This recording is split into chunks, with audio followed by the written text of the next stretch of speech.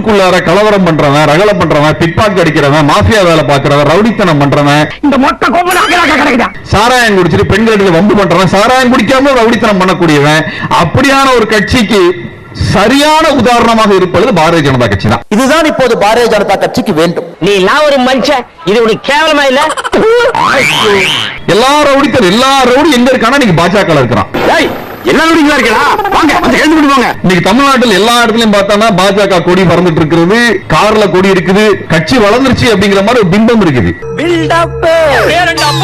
நான் கேட்கிறேன், திமுக கொடி ஏத்தினாலோ, அதிமுக கொடி ஏத்தினாலோ, அல்லது கம்யூனிஸ்ட் கட்சிகள் கொடி ஏத்தினாலோ, மதிமுக கொடி ஏத்தினாலோ, விடுதலை சிறுத்தைகள் கொடி ஏத்தினாலோ அங்கே ஒரு கல்வெட்டு இருக்கும்.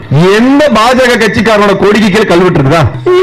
இல்ல, ஒண்ணும் கிடையாது. இந்த நாய் ஊருக்கு போறப்ப, ரோடு பக்கம் போறப்ப என்ன பண்ணிட்டு இருக்குதோ அதே பக்கம் போற பக்கம் எல்லாம் இந்த கொடிக்கம்பு நட்டுக்கிட்டே போறானுங்க. நான் என்ன வேலை பார்க்கிறோம் அதே வேலை தான் நான் பிஜேபி காரணம் பண்றானுங்க.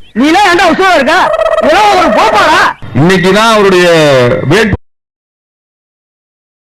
மனு மீதான பரிசீலனை நடந்திருக்கிறது. அனைத்து கட்சிகள் வேட்புமனு பரிசீலனை பண்ணதுல அண்ணாமலைக்கு அவருடைய வேட்பு மனுவையே ஒழுங்கா ஃபில் பண்ண தெரியல. அவரெல்லாம் எப்படி போலீஸ் வேலை கொடுத்தாங்க? நீ ஆத்தாளுக்கு பிறந்த மரியாதை காட்டுல கரடி பெத்த மாதிரி ஒரு ஆளு. நான் கேட்கிற வேட்பு மனுவே ஒழுங்கா நிரப்ப தெரியாத ஒரு ஆள் தமிழ்நாட்டு தலைவியை மாத்த போறேன்னு சொன்னேன். யோ, தேவையில்லாம அந்த வார்த்தையை வாயிலிருந்து வர வச்சிடாத. அந்த ஆளுக்கு வாயை திறந்தா டயரியா மாதிரி கொட்டிக்கிட்டே இருக்கு. அவன் வச்சிருக்கான் வாயை திறந்தா. நீ எல்லாம் ஒரு ஆளுன்னு எங்களுக்கு இருக்க பிரச்சனை என்னன்னா உங்ககிட்ட கொண்டாந்து மைக்கு நீட்டிட்டு நீ என்ன கருத்து சொல்றன்னு கேட்கறதா. டேய், எல்லாத்துக்கும் காரணம் நீங்க தான்டா. இனிமே எவனாவது கீபோர்டு வச்சுக்கிறேன், கபோர்டு வச்சுக்கிறேன் நீங்க பார்த்தேன் கையை கால உடைச்சிடும். வாயில டயரியா போற ஒரே ஆளு நம்ம அண்ணாமலை தான். நான் கோட்டால எல்லாம் வரல, 2002 தகவல் பிடித்துக்கிட்டு வந்து பிஹெச்டி டெக்ல சேர்ந்தேன்னு சொல்லி அந்த நாய் அப்படியே சொல்லிச்சு. நீ போன வர்ற. I am a beneficiary of the reservation. அவங்க எல்லாருமே reservation beneficiary. In fact நிறைய பேர் பாத்தீங்கன்னா ஆன்லைன்ல போடுற மார்க்ஸ் கார்டு கூட தப்பான கார்டுங்க. 2010 பேட்ச்ல வந்து நான் ஓபிசி ஸ்டார் நெட் போட்டிருப்பாங்க. ஜெனரல் கேட்டகரியில குவாலிஃபை ஆகி ஓபிசி கேட்டகரியில ஸ்டேட் அலோகேஷன் எனக்கு வந்துச்சுங்க. So reservation beneficiary நான். கீழ இருந்து நாங்க எல்லாம் அதை பார்த்திருப்போம். How it changes a person's life. வாயில இருக்கன நாக்கா இல்ல தோசை திருப்பியா இப்படி மாத்தி மாத்தி பேசுற? தம்பி அண்ணாமலை பிஹெச்டி டெக்ல இடஒதுக்கீடு இருந்ததுனால தான் தம்பி உனக்கு சீட்டு கொடுத்தாங்க. அந்த இடஒதுக்கீட்டை கொண்டு வந்து திராவிடர் இயக்கம் தந்தை பெரியாரும் அண்ணல் அம்பேத்கரும். அப்ப வாயை திறந்தா தினம் பொய். தெரிஞ்சே பொய் சொல்லிட்டேன். எங்களை தலைமை அப்படியே வளர்த்திருச்சு. நான் பகிரங்கமா மன்னிப்பு கேட்டுக்கிறேன். ஆனா மோடி ஆட்சிக்கு வந்த உடனே ஒரு நல்ல மதிப்பெண் 198% மதிப்பெண் எடுக்கக்கூடிய அனிதா மருத்துவப்படி படிக்க கூடாதுன்னு கொலை பண்ண வச்சானுங்க. ஆனா மனசார சொல்றேன்டா, சத்தியமா நீ எல்லாம் உருப்பட மாட்ட, உருப்படவே மாட்ட, உருப்பட மாட்ட. 20,000 புத்தகம் படிச்சேன்னு சொன்ன ஆளுதான் இன்னைக்கு அப்போஸ் எலெக்ஷன் ஃபார்ம் ஃபில்அப் பண்ண தெரியாம ஒரு நிக்கிறாப்ல. பள்ளிக்கூடம் போய் ரொம்ப நாளாச்சா, தட்டி விட்டு போச்சு. என்னத்தையா படிச்ச நீ? 20,000 புக்கு என்ன படிச்ச நீ? இளமை கனவுகள், அனிதாவின் அந்த புறம், கட்டில் சொர்க்கம். ஒரு எலெக்ஷன் ஃபார்ம் உனக்கு ஃபில்அப் பண்ண தெரியல. நீ தமிழ்நாட்டுல பிஜேபி தலைவரா இருக்கனா உனக்கு கீழ இருக்கிறவங்க எந்த லட்சணத்துல இருப்பாங்கன்னா நான் பார்க்கணும். சுத்த முட்டா பசங்க எல்லாம் இந்தியாவின் எதிர்கால தூண்கள். கோயம்புத்தூர்ல அண்ணாமலைக்கு சாதகமானவரை தான் எலெக்ஷன் ஆபீசரா போட்டு வச்சிருக்காங்க. பிரச்சனையே அதுதான். நீங்க ஸ்டேட்டுங்க, நான் சென்ட்ரலுங்க. சென்ட்ரல் நினைச்சா தூக்குங்க, சென்ட்ரல் நினைச்சா இறக்குங்க. தொடர்ல வருகின்ற தேர்தலில் ஒருவேளை மோடி வெற்றி பெற்றால் ஆச்சரியம் அடைந்து விடாதீர்கள்.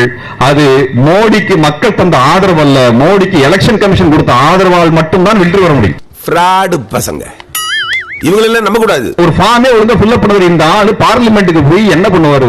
போலீஸ் வெளியே சொல்லாதீங்க. அதுவும் நீங்க பெரிய அதிகாரி சொல்லாதீங்க, அசிங்கமா இருக்கு. எப்படியும் பிஜேபி ஜெயிக்க போறதில்ல.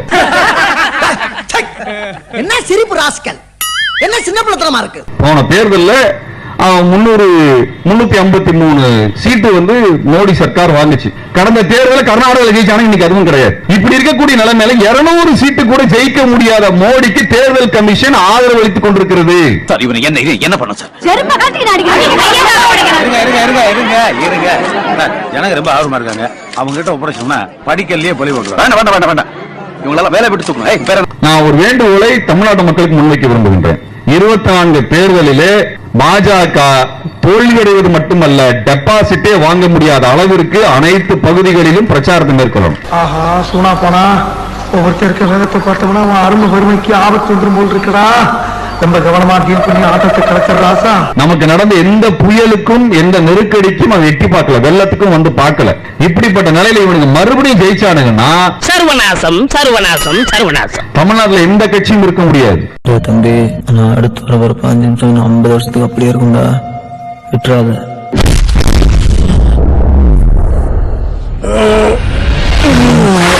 முன்னாள் முதல்வர் எடப்பாடி அவர்கள் அண்ணாமலைக்கு எதிராக மிக சிறப்பாக பேசுகிறார்கள். நான் கேட்கிறேன், மோடிக்கு எதிராக பேசுவீங்களா? ஊமையா? மௌன விரதமா? ஏன் அது வந்து மத்திய அரசு ஒவ்வொரு மாநிலத்துக்கும் உணவு சேமிப்பிலிருந்து கொடுக்கணும். ஏன்னா ஒவ்வொரு மாநிலம் மத்திய அரசு சேமிப்பு கொடுக்கிறோம். தனியா மத்திய அரசு நாங்க கொடுக்கிறோம், நாங்க உதவி பண்றோம், அண்ணாமலை போன்ற லூசுகள் பேசிட்டு இருப்பாங்க. ஆமா, நீ லூசு நினைச்சா நான் லூசுரா லூசுரா லூசுரா. இந்த அண்ணாமலை லவடைக்கு பால் உட்பட எல்லாரும் தூக்கி உள்ள போட்டு கொட்டையை பிடிக்கி ஜூப் வச்சு குடிச்சிட்டு நான் மந்திரி பதவி ராஜினாமா பண்றேன். அண்ணாமலை ஏத்துக்கல நாய. உனக்கு எங்கென்றா வருது? மத்திய அரசு தனி நிலப்பரப்பு வச்சிருக்கிறியா? தனி மக்கள் வச்சிருக்கிறியா? மாநிலம் கொடுக்கக்கூடிய பிச்சையில் வாழக்கூடியதான் ஒன்றிய அரசு. பிச்சை எடுத்து தான் ஓட்டு வாங்கினேன். பிச்சை எடுத்து ஓட்டு வாங்கி தானே நாட்டு ஆட்சிக்கு வந்த. நீ பிச்சை எடுத்து ஓட்டு வாங்கி ஆட்சிக்கு வருவ, நாங்க உங்ககிட்ட பிச்சை எடுக்கணும். எங்க காசு? தினம் ஒரு Dress மாட்டி போயிட்டு இருக்கீங்க, அந்த காசு எங்க காசியா? யார் காசு அது? இதுல யாருடைய பணம்?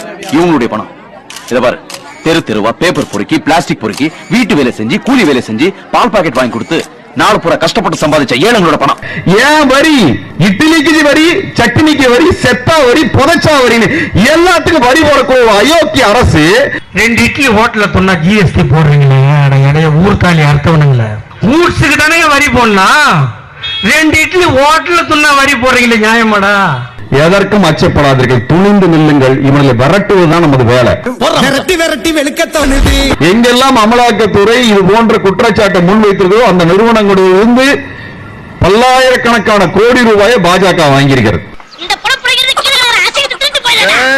ஏற்கனவே பார்த்தா இன்றைக்கு தமிழிசை இருக்கிறார்கள். அவர் ஆளுநர், அவர் வந்து முதல்ல வேட்பாளராக இருந்து தூத்துக்குடியில தோத்து போய் அப்புறம் கவர்னரா மாதிரி இப்ப கவர்னர் அவதாரத்திலிருந்து மறுபடியும் வேட்பாளராக மாறி இருக்கிறார். மூஞ்சப்பாரு, மூஞ்சியும் முகர கட்டையும். இந்த மூஞ்சில முடிச்சா பொடிக்கு போயில சிக்குமா? தமிழகத்தின் தாமரை மலர்ந்தே தீரும், மலர்ந்தே தீரும். ஒன்னே ஒண்ணுதான் சொல்றேன், மயிரத்தா மலரும் மயிரத்தா மலரும் மயிரத்தா மலரும் மயிரத்தா. நம்ம அக்கா ஒண்ணு இல்ல, 3 அடி அக்கா. அங்க போய் இந்த மைக் உயரம் கூட இருக்காது. தாமரை மலர்ந்தே தீரும். அம்மா கடல்ல செடி முடைக்காதுமா.